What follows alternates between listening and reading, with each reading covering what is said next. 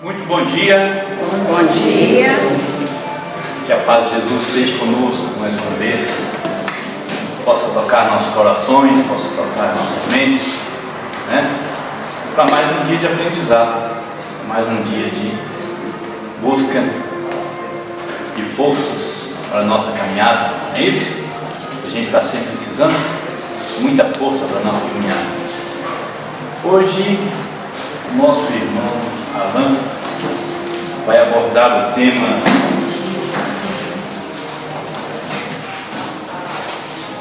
Lei de Causa e Efeito. É um tema vasto, né? Que demandaria muitas reuniões para a gente chegar a um entendimento. E hoje vai ficar por conta dele tirar da gente o melhor proveito desse tema. É isso? Para isso a gente pede em primeiro lugar o amparo de Jesus. E a gente pede também o amparo de Nossa Mãe Santíssima, da equipe do irmão Miramês, para que possa energizar nossos corações, nossas vidas. Pai nosso que estais nos céus, santificado seja teu santo e amado nome. Venha a nós o teu reino, seja feita a tua vontade aqui na terra como nos céus. O pão do corpo e do Espírito nos dai hoje, perdoa as nossas dívidas, assim como nós perdoamos aqueles que nos ofendem. Não nos deixeis cair em tentações e livra-nos, Senhor, de todos os males, que assim seja. Que a paz povoe em nossos corações. Alan.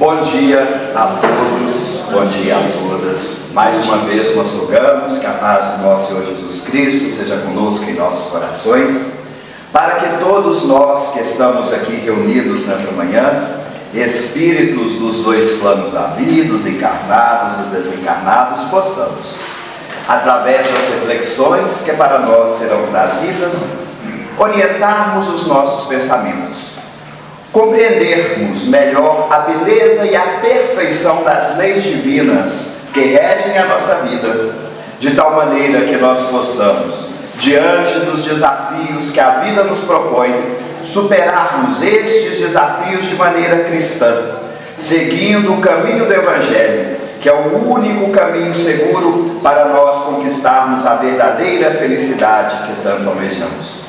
Por isso, mais uma vez, rogamos aos bons espíritos que nos auxiliam, que possamos todos nós, nessa manhã, sair daqui com um pouco mais de conhecimento, mas não apenas de conhecimento, com um pouco mais de amor no coração, mas não apenas com amor no coração, com um pouco mais de vontade de trabalhar e servir no bem, colocando as nossas mãos, nossos ouvidos, nossas bocas em favor do próximo, daquele que necessita de nossas palavras, do nosso toque, da nossa auscultação de seus problemas, de modo a aliviar-lhes, ainda que parcialmente, o sofrimento. Que possamos, portanto, depois deste estudo, estarmos mais capacitados para servir com imensa alegria em nossos corações. Mais uma vez pedimos que a paz do nosso Senhor Jesus Cristo possa permanecer em nossos corações. E o tema que nos traz hoje é um tema muito interessante, que é a lei de causa e efeito. E por que esse tema é muito interessante? O Espiritismo é um corpo filosófico, é uma doutrina filosófica, que conseguiu, depois de inúmeros anos, para falar a verdade, de inúmeros séculos, trazer para nós respostas que a humanidade sempre arguía, sempre perguntava, sem nunca compreender verdadeiramente a causa destes acontecimentos. Uma das coisas que chama a atenção é o sofrimento. Por que as pessoas sofrem? Por que uns sofrem mais e outros sofrem menos? Essas foram questões que sempre intrigaram a mente humana e que, não obstante a boa vontade, as filosofias religiosas nunca conseguiram responder plenamente. Existem filosofias religiosas, por exemplo, que dizem que nós sofremos o pecado original que havia sido cometido por Adão e Eva. Obviamente, um raciocínio que não faz sentido quando nós pensamos a respeito da lógica mais pura, da lógica mais simples, que é a nossa lógica. Menos sentido faz ainda se nós formos compreender um Deus soberanamente justo e bom, que fosse tão aleatório ou tão imparcial no cumprimento das suas leis. Imagina que numa bela manhã de domingo, em que você não estará aqui, mas estará em sua casa, chega um oficial de justiça e te dá voz de prisão por causa de um crime que você não cometeu. Você fala: ah, mas não fui eu não fiz isso. E ele vira e fala: não, mas seu vizinho fez, seu pai fez, seu avô, seu bisavô, que você nem conheceu, cometeu um crime, e você vai ser preso por conta desse crime. Faz sentido? Não faz. Mas era isso que muitas teologias pregavam, e talvez ainda preguem nos dias de hoje, que todas as mazelas que nós observamos no mundo são consequências de atos que nós não cometemos. Nós estamos sofrendo a consequência do pecado original. Então, isso é um exemplo. Vem o Espiritismo e vai nos trazer uma explicação lógica, uma explicação coerente, que não diminui Deus, pelo contrário, aumenta em sua bondade e em sua sabedoria, quando vai explicar por que nós sofremos. E, uma observação importante, nós estamos falando aqui, dando um foco no sofrimento, mas se a lei de causa e efeito vale para a dor, para as dificuldades, para as aflições, ela também vale para os nossos bons momentos. Porque haveria um Deus bom, onde a lei de causa e efeito funcionasse apenas para explicar as nossas dificuldades? Seria Deus bom se o bem que nós fizéssemos não fosse revertido, ainda que posteriormente, num bem para nós, numa felicidade para nós, numa alegria para nós? De jeito nenhum. Senão apenas explicaria os males, mas não nos mostraria o bom caminho, as consequências boas que nossas boas ações levam. E esses dois aspectos nós gostaríamos de tratar com vocês nessa manhã. Mas vamos começar pelo sofrimento e depois a gente parte para a parte boa. O Evangelho segundo o Espiritismo, que vocês já devem conhecer, ele é um livro escrito por Allan Kardec, onde ele busca pegar a parte moral do Evangelho de Jesus e explicar para nós de uma maneira detalhada, de uma maneira sublime. E este livro, que contém 28 capítulos, tem um capítulo que é o capítulo 5, que se chama Bem-aventurados aflitos. E por que esse capítulo nos chama a atenção? Pelo título. Ele vai falar das nossas aflições. E não é por acaso que ele é o maior capítulo, dentre os capítulos que trabalham com a moral de Jesus esclarecida à luz da doutrina espírita, é o maior deles. Tem 31 itens falando a respeito do sofrimento, explicando por que nós sofremos, explicando como sofrer de uma maneira melhor para aproveitarmos, para colhermos os frutos do nosso sofrimento. E num desses itens, Kardec fala uma coisa que para nós parece ser muito lógica, que eu peço para vocês permissão para ler. Não há falta alguma, por mais leve que seja, nenhuma infração da sua lei, da lei divina, que não acarrete forçosa e inevitáveis consequências. mais ou menos deploráveis. Não há falta, por menor que seja, que não cause consequências. E essas consequências vão ser proporcionais ao tamanho da nossa falta. Por quê? Porque a lei divina é justa.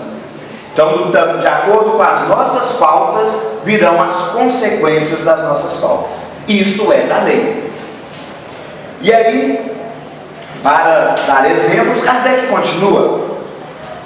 Daí segue que, nas pequenas coisas como nas grandes, a pessoa é sempre punida, e essa punição não é um castigo de Deus, é uma consequência natural dos nossos atos, de acordo com o que ela pecou, ou seja, com o erro que ela cometeu. A punição é proporcional e de acordo com o erro. Os sofrimentos que decorrem do erro são advertência de que a pessoa procedeu mal. Então isso é natural. Primeira coisa que é fácil perceber: a consequência vem depois da causa. Você não vai amanhecer numa manhã de sexta-feira com um problema gástrico por causa dos abusos que você vai cometer naquela sexta-noite. Você sabe como é, né? Sextou, né? Sextou é bom demais da conta. Sextou, aí algumas pessoas menos cuidadosas com a saúde do corpo físico podem abusar nos alcoólicos, abusar na alimentação, gastar as energias.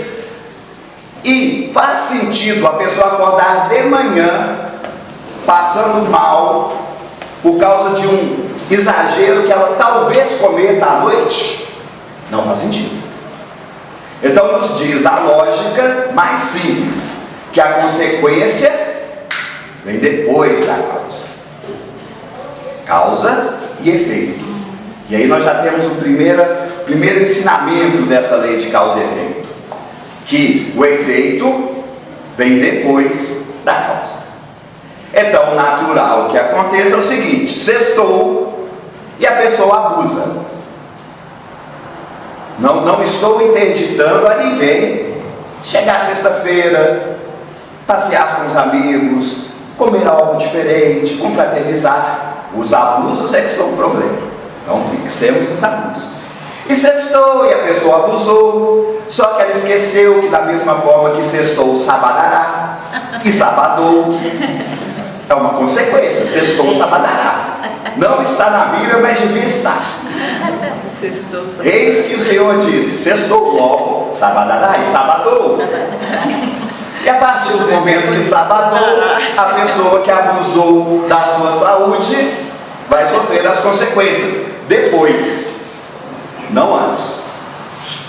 E uma outra particularidade da lei de causa e efeito que a gente citou agora há pouco é que nós sofremos as consequências dos equívocos que nós cometemos, não do equívoco que o outro cometeu. Você não vai chegar num belo dia, pegar as correspondências no correio e encontrar um carnê daqueles pequenininhos, 72 páginas, ou às vezes 96, para pagar a prestação de um carro que seu vizinho comprou. A lei divina é perfeita. Se o carnê chegou no seu endereço, é porque é para você. Porque Deus não se engana. E aí você pode até questionar com Deus: Deus, mas eu não tenho que pagar esse carnê. E aí Deus fala: olha, mas está seu nome aqui, Alain de Campos Antunes, é você. Eu falo: não, é um homônimo, é alguém que tem o mesmo nome que eu. E aí Deus me fala: olha o CPF. Eu falo: poxa, meu CPF, então é meu. A lei divina não vai errar em endereço. E então aquilo que chega até nós, os efeitos, as consequências que chegam até nós, pertencem a nós, não pertencem ao outro. Isso se torna bem claro. E observa que nós não estamos fazendo nenhum raciocínio sobre-humano para compreender a lei de causa e efeito. Nossas inteligências, que ainda são inteligências imperfeitas e em desenvolvimento, já conseguem perceber essa realidade. Já conseguem perceber, por raciocínio simples, de lógica, como que essa lei funciona. E então, nós vamos observar que muitas vezes nós iremos passar, eventualmente, por dificuldades. E agora nós vamos ver essas dificuldades aos olhos da lei divina. Primeira coisa, se você está sofrendo a consequência ruim, que te causa desconforto, que te causa dor, a causa tem que estar no passado. Isso é fato. Só que muitas vezes, quando nós nos tornamos espíritas particularmente, a gente coloca a culpa de tudo, ou melhor, a causa dos nossos sofrimentos em vidas passadas. Eu estou passando por determinada dor, porque talvez numa vida anterior eu tenha agredido alguém nessa região do corpo e agora estou sofrendo a consequência negativa. Como diz Kardec aqui no Evangelho segundo o Espiritismo, não há menor equívoco que nós cometamos contra a lei divina que não tenha sua consequência mais ou menos deplorável de acordo com o mal que nós tenhamos realizado. Só que nós não podemos esquecer que 20 minutos atrás, antes de nós entrarmos aqui nesta casa, é passado. Então, se nós quisermos compreender as causas dos nossos sofrimentos de acordo com a lei de causa e efeito, a primeira coisa que nós temos que fazer é analisar o nosso passado, que é o passado que a gente tem acesso fácil, que é o passado desta vida mesmo. O que eu posso ter feito para estar passando pela consequência que eu estou passando agora? E nós vamos então vasculhar o nosso passado e buscar algo que talvez nós tenhamos feito que gerou essa consequência desagradável. Acontece que nem sempre nós vasculhando o nosso passado desta vida ou desta existência, nós vamos conseguir achar resposta para as nossas dificuldades.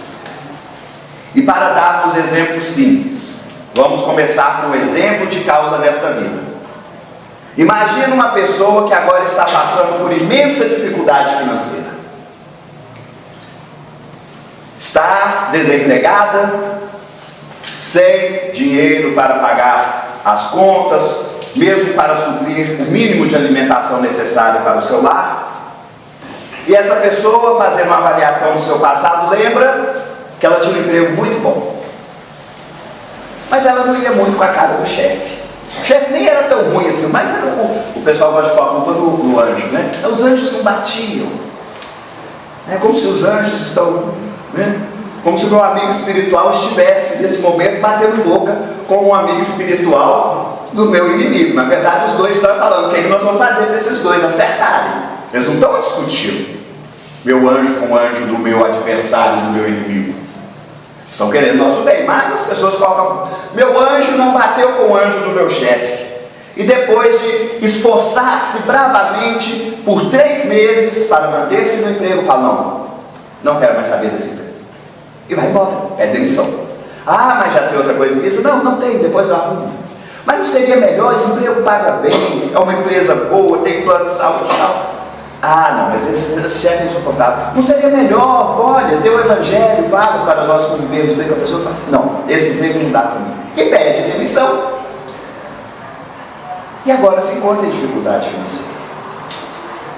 Foi porque numa vida passada? Não. Uma análise tranquila do fato vai mostrar que a causa está nesta existência. Isso para dar um exemplo superficial mais simples que ilustra o caso.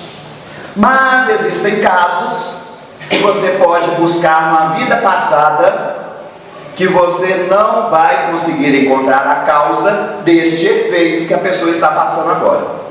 E para não precisarmos criar exemplos mirabolantes, vamos imaginar o caso de pessoas que nascem com, por exemplo, dificuldades, deficiências físicas, por exemplo, sem a visão, ou alguma deformidade crônica qualquer. Essa pessoa, não, nesta vida, ela ainda não tem nem passado para ela vasculhar. Ela acabou de nascer.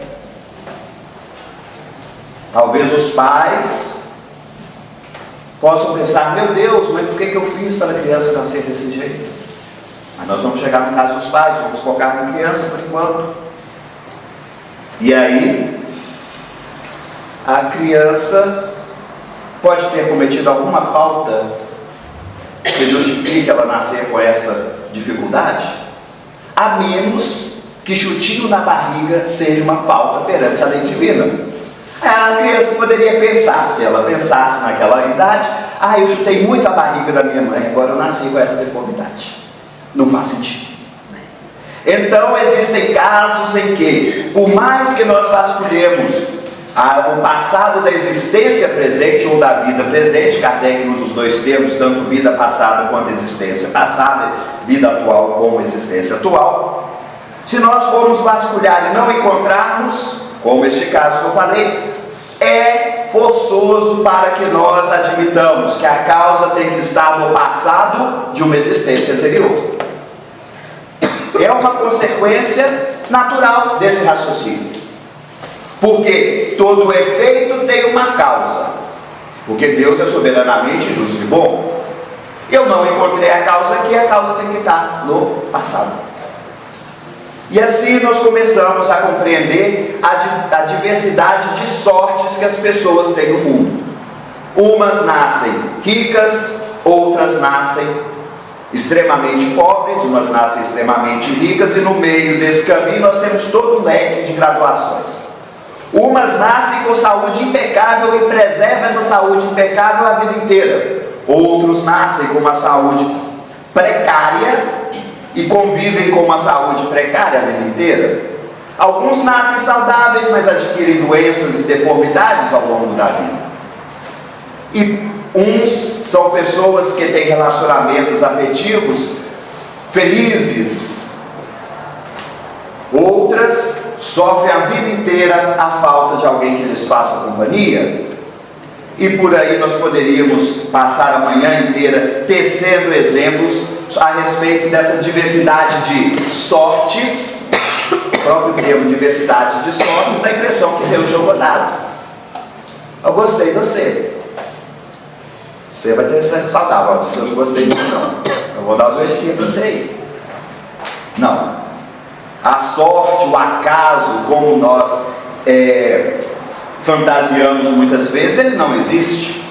Porque se existisse, tudo fosse obra do acaso, nós estaríamos perdidos, sem nenhuma estabilidade, sem nenhuma coerência nas coisas que acontecem no mundo. Nós estaríamos desamparados, nós estaríamos órfãos. Mas Deus é nosso Pai, nós não estamos órfãos.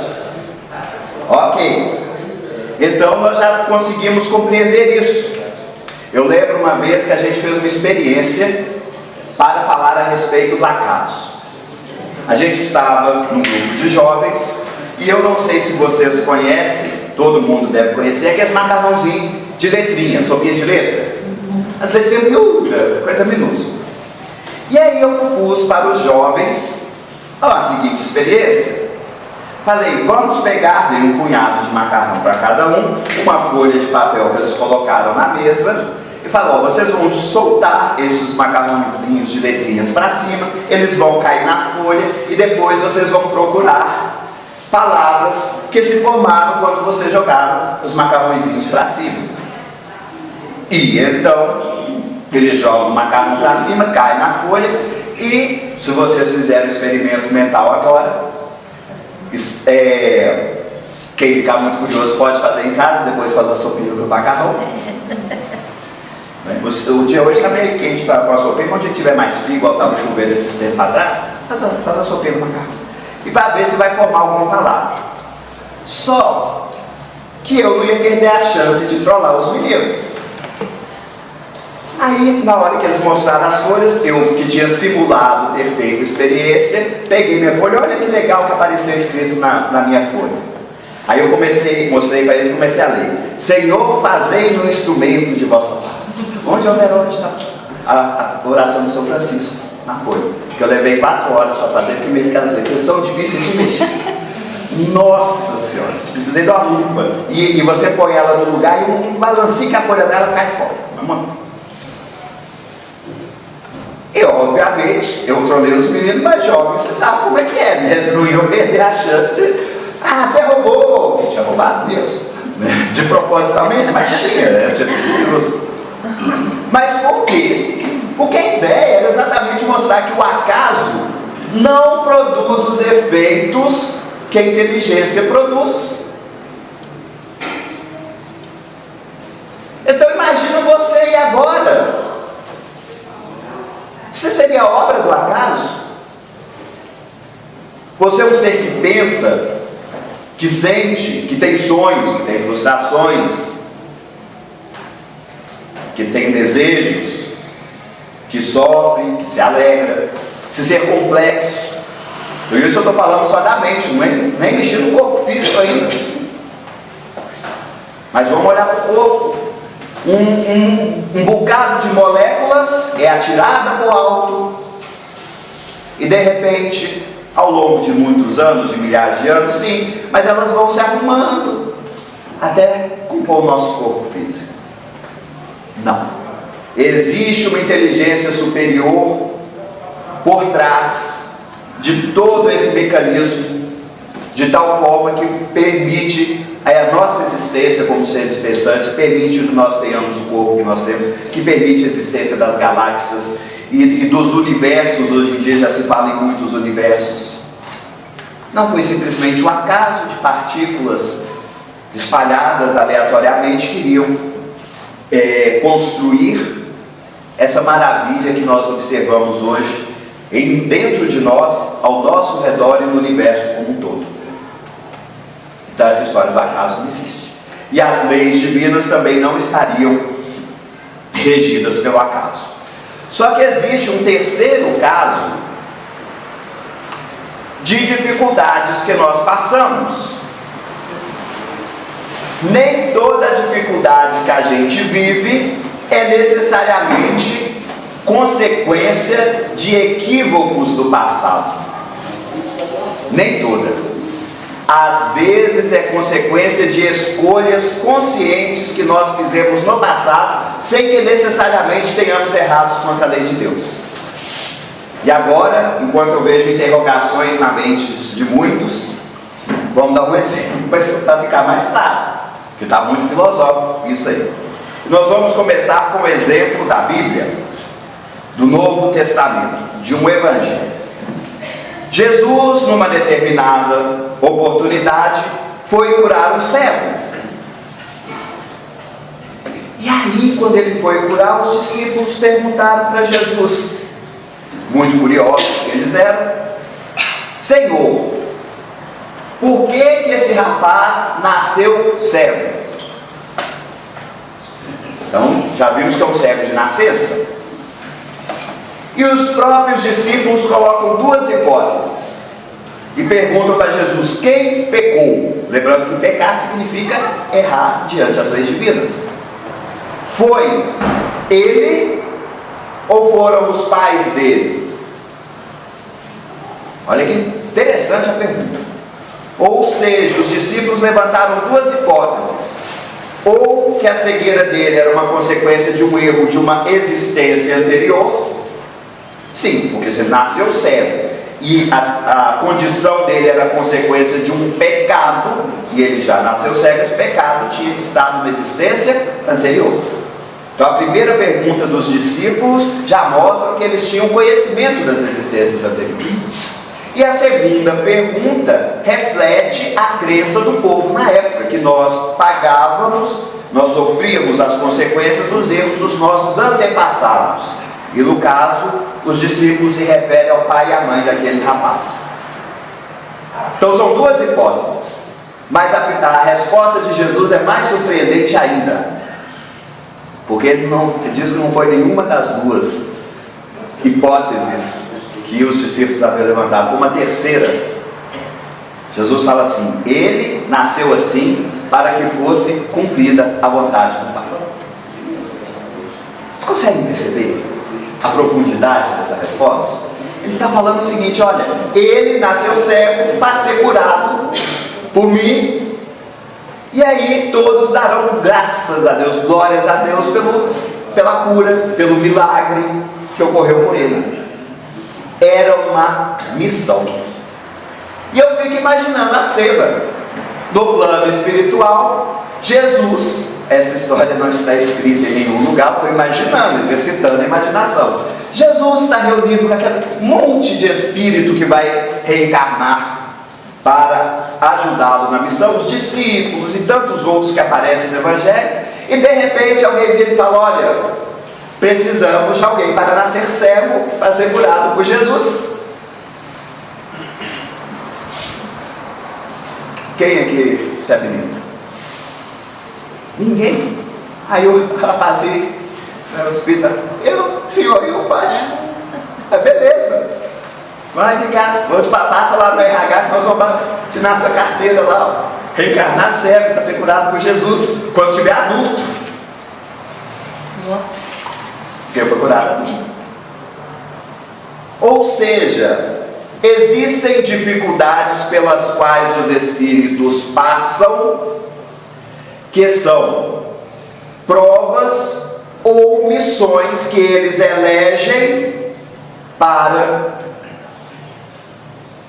o seu aprimoramento espiritual, ou para contribuir de alguma forma com o progresso da humanidade, ou pelo menos das pessoas que vivem ao seu redor. Que nem toda missão contribui para a humanidade inteira, mas às vezes para aquele seu grupo familiar, para aquela... Então a pessoa escolhe nascer com dificuldade. Aí eu estou pensando aqui também, Alan, que esse cego que foi curado por Jesus, com certeza ele não vai adquirir a cegueira novamente naquela existência, né?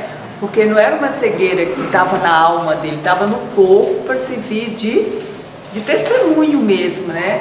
Como outros que Jesus curou, que ele falou: vá e não peques mais, que não te aconteça algo pior, que voltaram a adoecer, porque a doença continuou na alma, né? Eles não se curaram, eles não aproveitaram aquela oportunidade para dar um novo rumo à vida deles. Então, se eles não curaram a alma, o corpo físico voltou a refletir a doença que eles tinham na alma.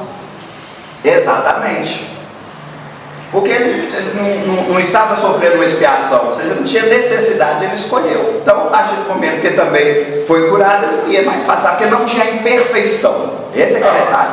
Por que as pessoas sofrem consequências dos equívocos? Porque elas cometem equívocos. E por que elas cometem equívocos? Eu vou tirar o elas. Por que nós cometemos equívocos? Porque nós ainda somos espíritos imperfeitos. Se ele já não tem uma imperfeição que leve a ele a necessidade de passar pela cegueira, por exemplo, uma vez curado, ele não adoecerá mais. Enquanto os outros curados por Jesus, e eu estou só repetindo suas palavras, tinham que tomar um cuidado imenso para não pecar de novo.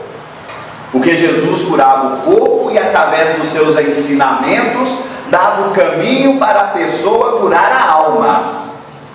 Porque a cura da alma é processo pessoal e intransferível.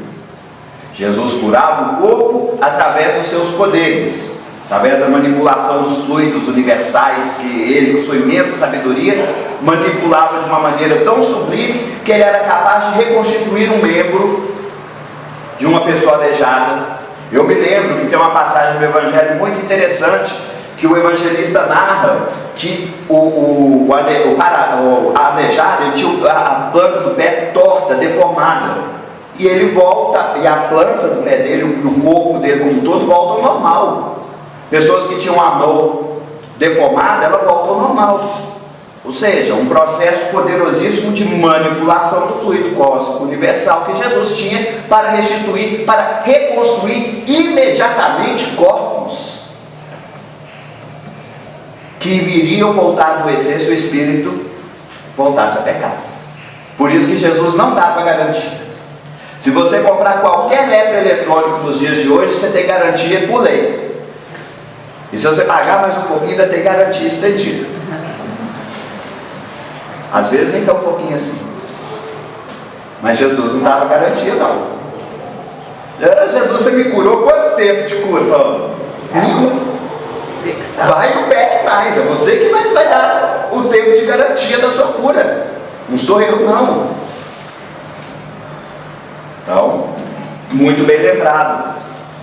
Mas existem outros casos, a gente poderia contar inúmeros, de espíritos que passam por dificuldades, não necessariamente porque cometeram faltas anteriores. Ou seja, o efeito que ele está sofrendo agora não tem uma causa? Tem.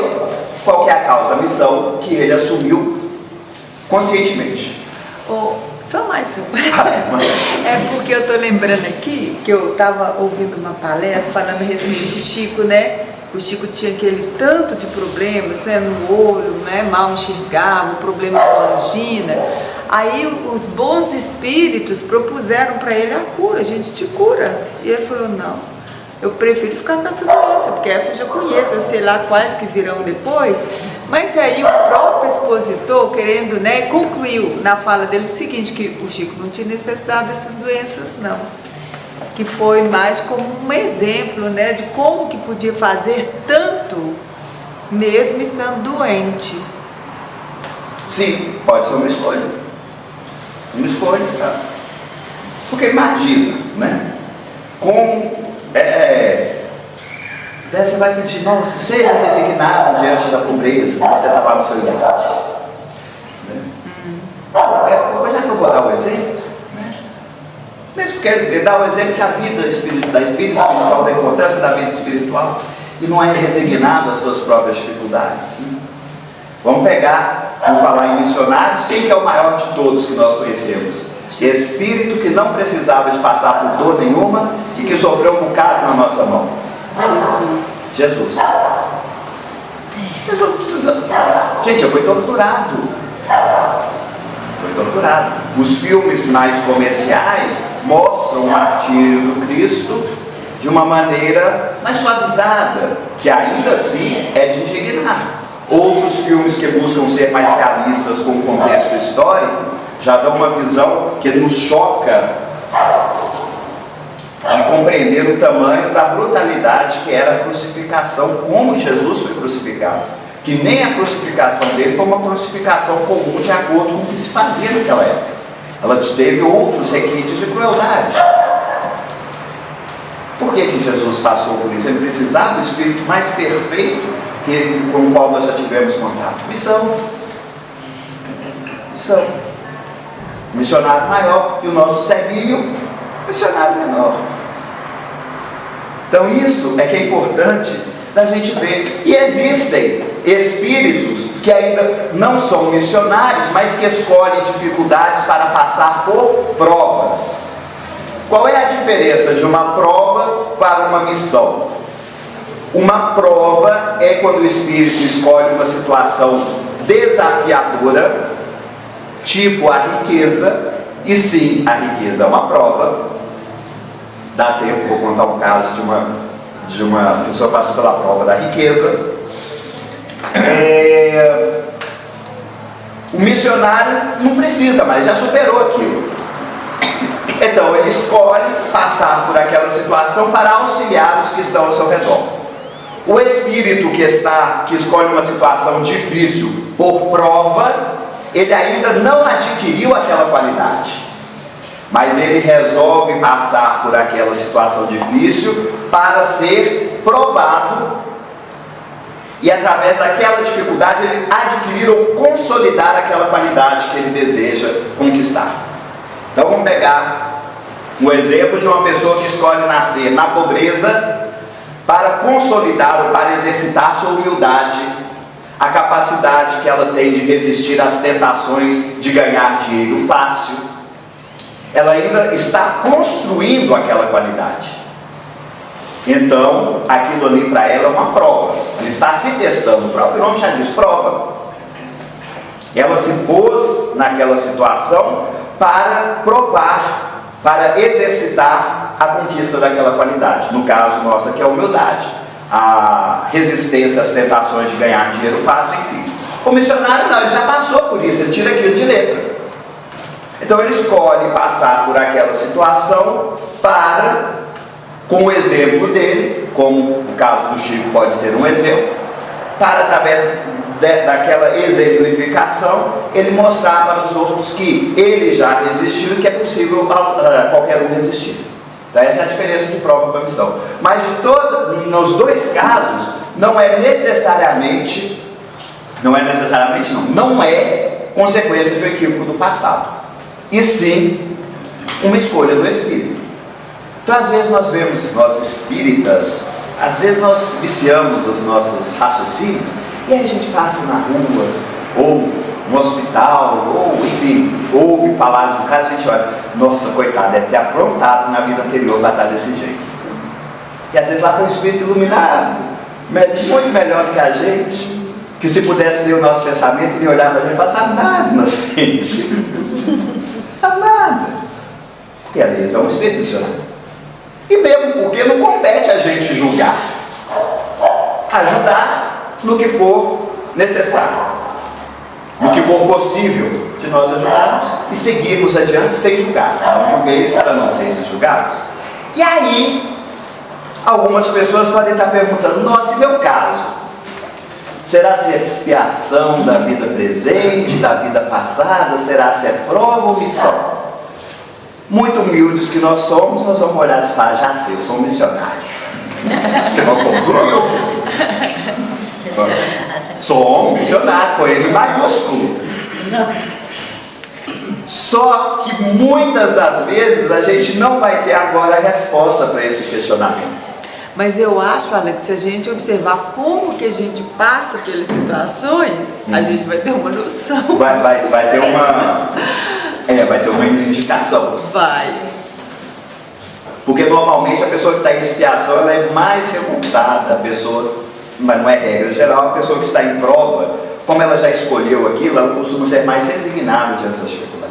Existem espíritos que passam por expiação que são extremamente inconformados com a situação pela qual eles passam. Mas, por isso que não é regra geral, existem espíritos que começaram a passar com expiação revoltados e depois, talvez, após conhecer o Espiritismo, se tornaram resignados.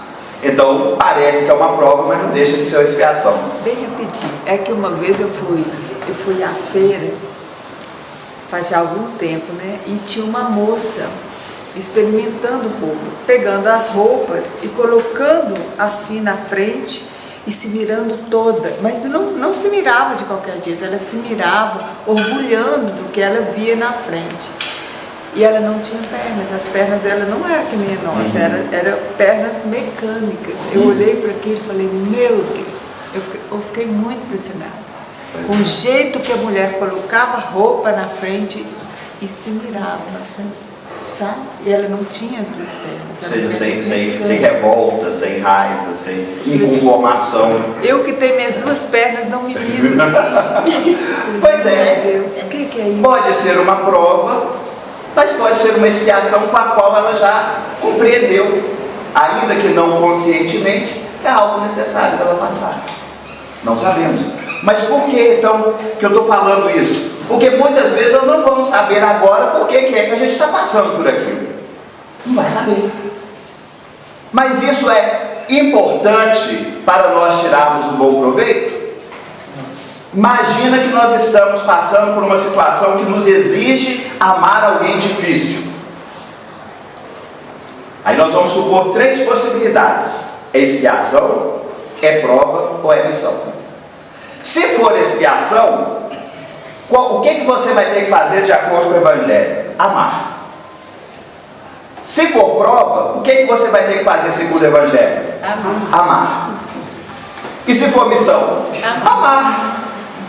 Então não gastemos muitas energias em tentar compreender, meu Deus, por que eu estou passando por isso?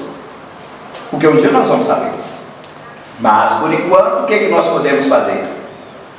É nos perguntar o que eu tenho que fazer com esta situação para seguir um caminho que vai me levar ao sucesso perante essa dificuldade que eu estou enfrentando nesse momento. Porque aí vem a parte boa da causa e efeito.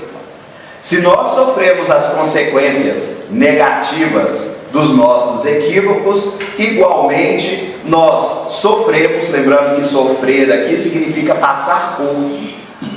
Sofrer as consequências significa passar pelas consequências, viver as consequências dos nossos atos bons, que vão se refletir em coisas boas no nosso futuro, mais ou menos distante.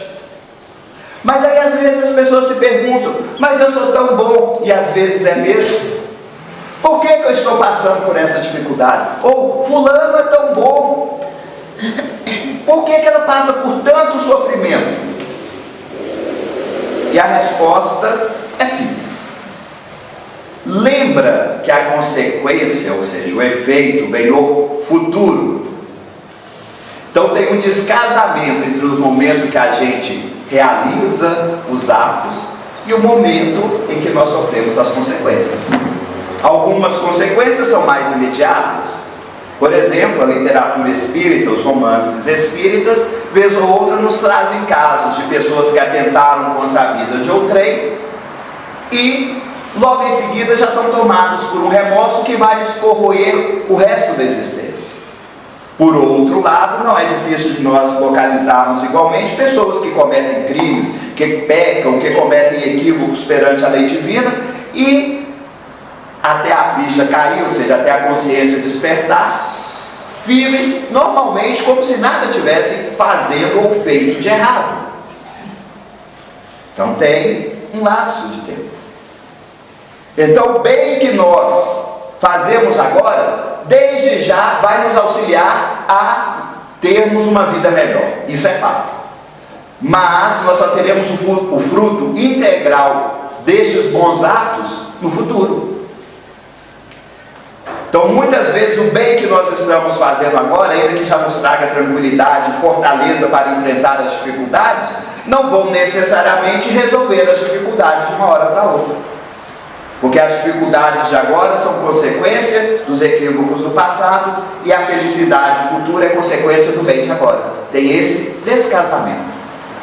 E mais uma vez o Espiritismo vem nos explicar de uma maneira lógica por que nós vemos muitos casos no mundo de pessoas muito boas que passam por terríveis dificuldades e de pessoas muito equivocadas que estão de boa.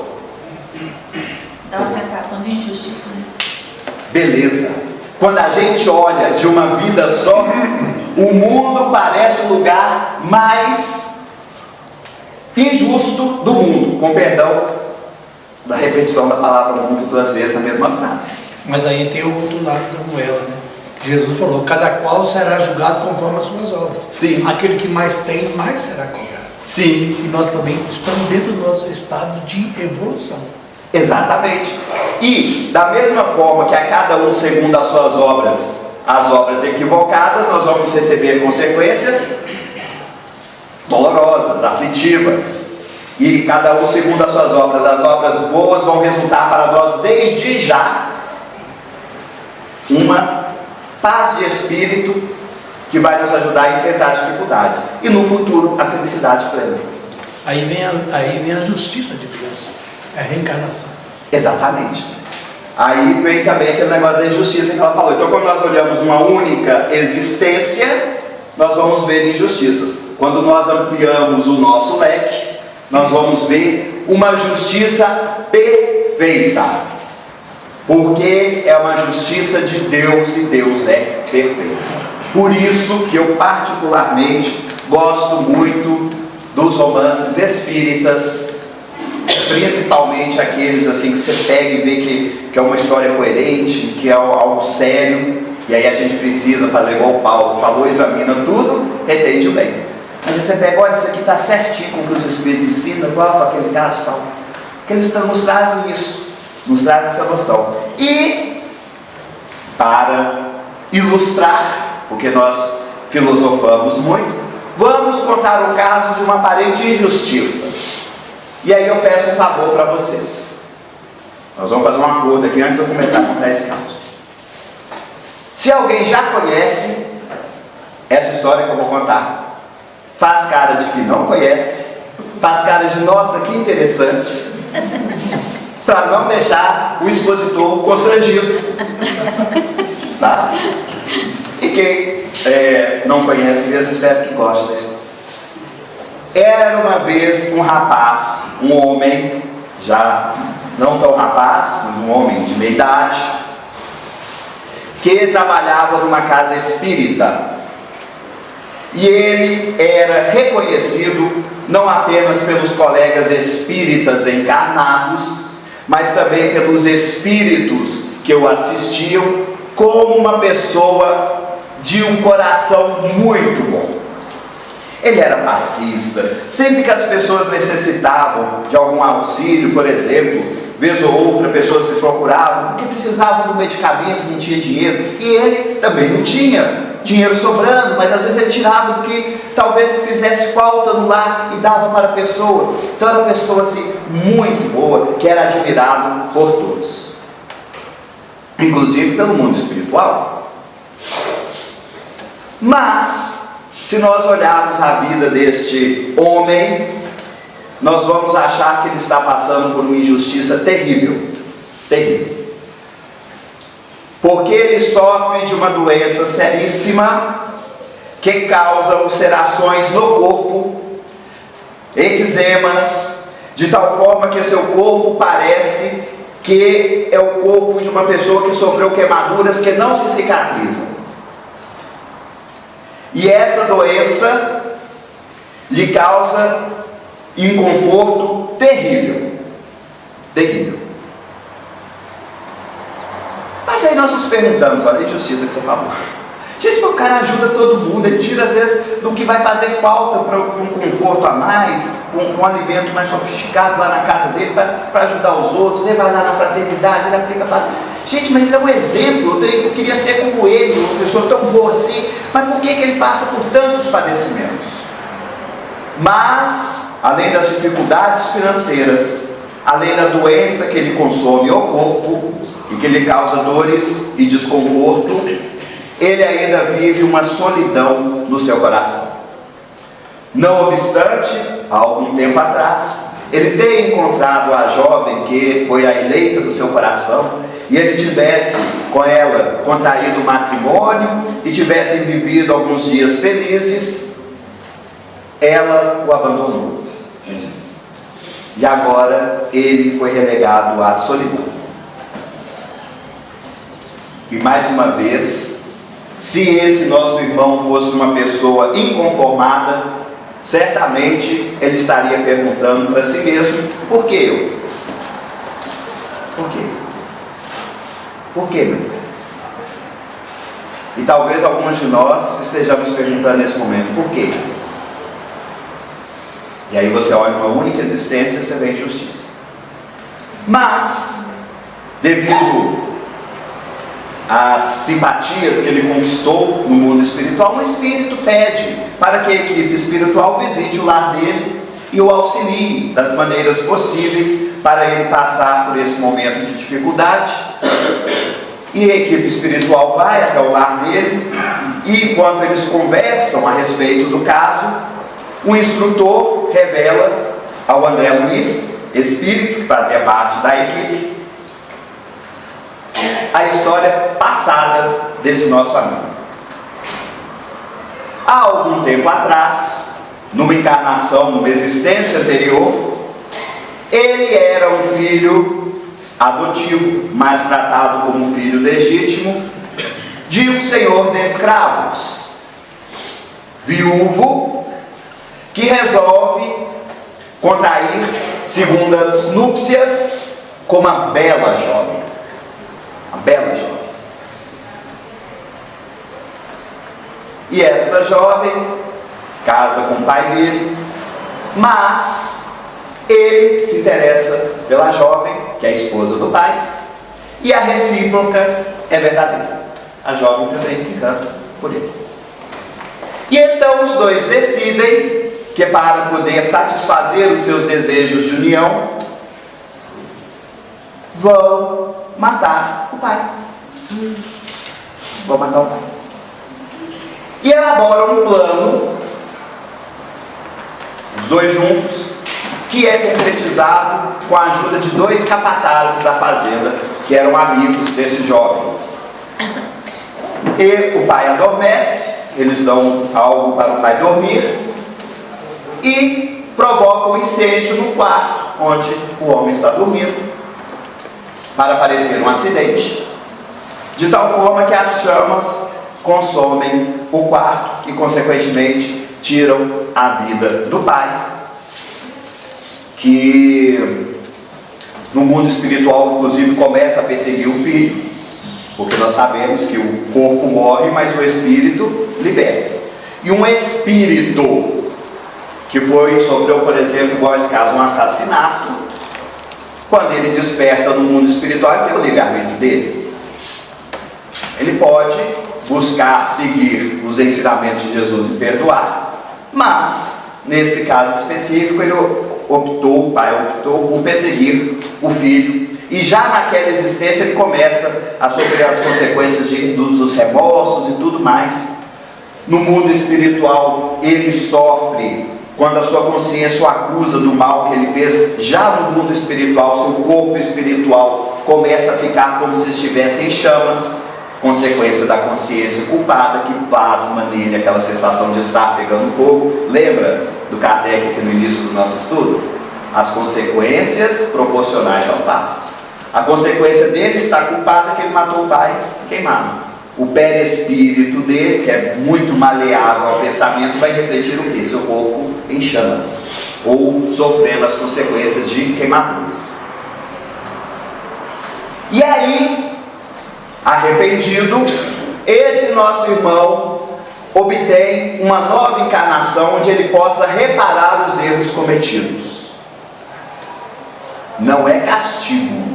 Reencarnação, por mais difícil que seja, não é castigo, é oportunidade. E nessa nova oportunidade, ele vai reparar os erros cometidos perante a lei divina e sofrer as consequências dos equívocos que ele cometeu. E aí nós vamos encontrar o nosso amigo regenerado interiormente, praticando o bem de acordo com o Evangelho de Jesus. Particularmente na casa espírita, mas podia ser em uma outra instituição, talvez numa ONG ou numa igreja de outra denominação, enfim, não importa o local. O Evangelho não é patrimônio exclusivo do espiritismo, nem de lugar nenhum, é da alma. Mas, apesar de já estar no seu processo de regeneração, ele ainda tem que reparar e expiar os erros do passado. Donde a doença? Ele sofre as dores que ele causou no pai. Porque ele não foi feliz em seu relacionamento afetivo. Porque ele atrapalhou o relacionamento afetivo do pai. Nesse casamento dele, ele teve uma filha biológica, que é a esposa do pai, renascida. Ele a desencaminhou com um plano funesto, e ela agora é filha que ele ampara. O amor era amor sensual, agora é o amor paterno, reparação. Mas eu não contei para vocês que ele tinha dois filhos adotivos, negros. E esse detalhe vai ser importante. Quem que eram esses dois filhos? Dois capatazes. Os dois capatazes, que agrediam os escravos, que os julgavam como se não tivessem almas, como se fossem simples animais, e agora reencarnavam com aquela cor de pele, com aquela tez, para compreenderem que na verdade nós todos somos irmãos, que o corpo é só exterior, que nós todos somos espíritos, filhos de Deus. E logo em seguida, uma pessoa, conhecendo o bom coração daquele homem, abandona uma criança igualmente negra, na porta do nosso personagem. E ele vê aquela criança abandonada e a pega nos braços e fala: você agora também é meu filho. E aconchega e também a acolhe no lar dele. Quem é? O pai? O pai. Vejam, ele matou, mas não precisa morrer de novo. Ele tirou a vida, agora ele está dando a vida. Não a vida biológica, mas a vida da dedicação que ele vai ter com aquele filho, que é o pai, porque agora ele está se reconciliando. Cadê a injustiça? Acabou. É justiça, mais amor, mais é oportunidade, é o amor se expressando em sua mais forte face.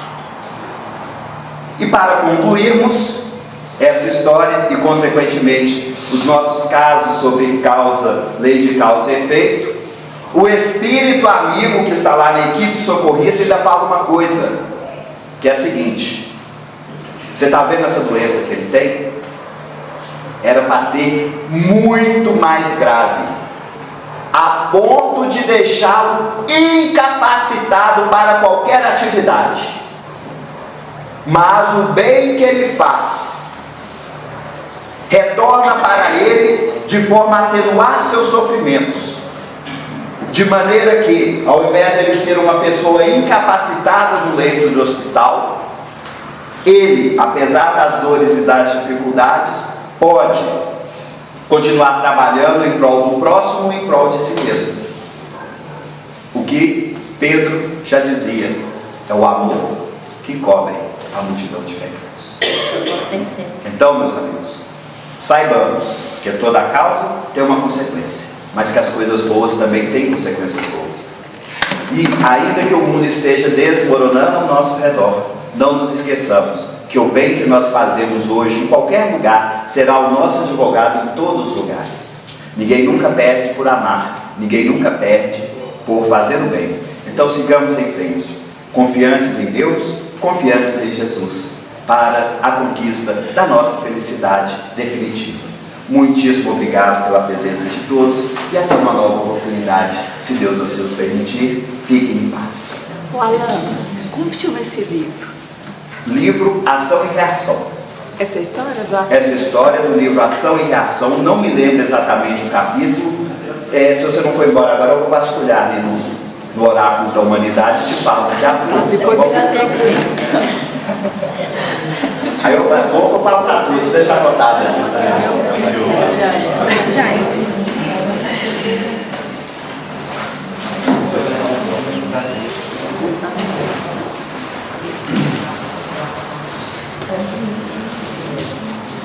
Muito bem.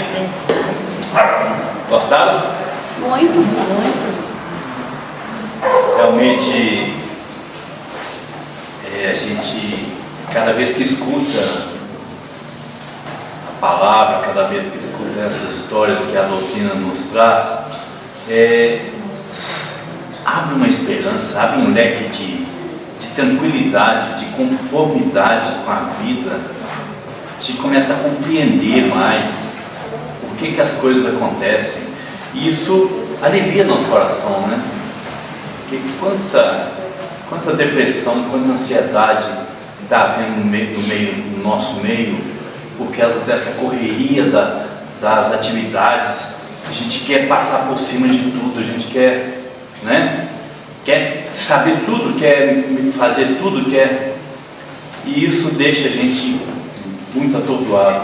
Aí a gente escuta uma palestra dessa tão bem estruturada e a gente vê que a vida é mais simples do que a gente imagina, né? Que a gente pode realmente aproveitar essa vida, que a gente veio aqui para a felicidade. Isso é muito bom. Gente, só uns recadinhos aqui, como sempre, nossos lembretes, nossos convites. Primeiro da biblioteca, tá? Ali tem um mundo de conhecimento, um mundo aberto aos nossos corações, aos nossos olhos, e disponível aqui para todos nós, né? Comunitário. A biblioteca está sempre convidando a ser visitada, a na busca de livros, na busca de conhecimento, né?